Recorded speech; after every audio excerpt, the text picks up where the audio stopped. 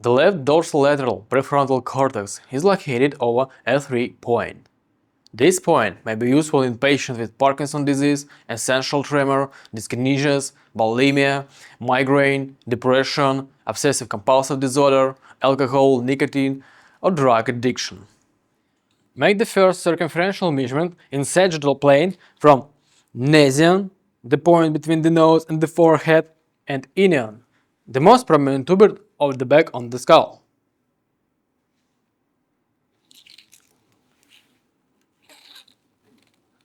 In our case, this distance equals 32 centimeters.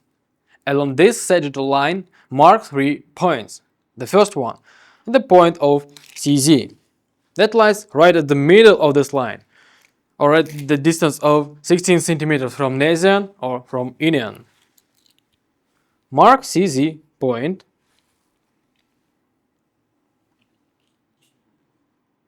and then look for the FPZ point that lies 10% up from nassion. In our case, this distance is going to be 3.2 centimeters.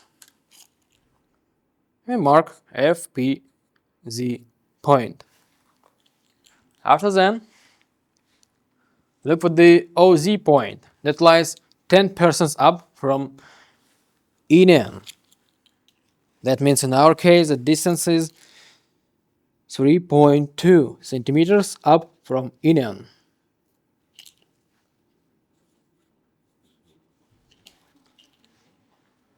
After that, make the next circumferential measurement, but in coronal plane, from the left to the right periauricular points through point of CZ.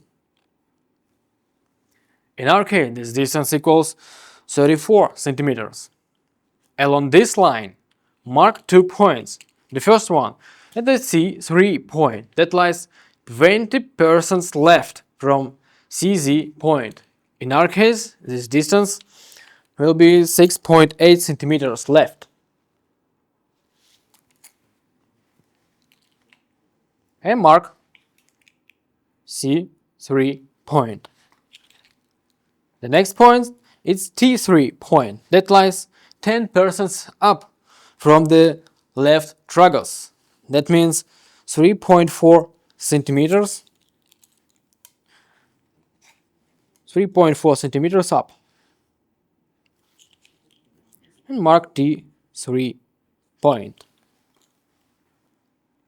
Then perform circumferential measurement between FPZ and OZ through T3 point.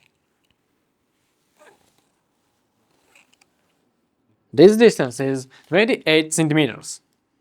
Along this line, mark FP1 point that lies 10% right from FPZ, or in our case is 2.8 centimeters right there.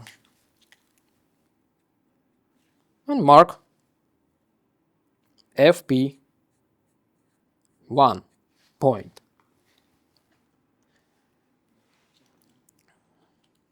F3 point lies right between the point C3 and FP1.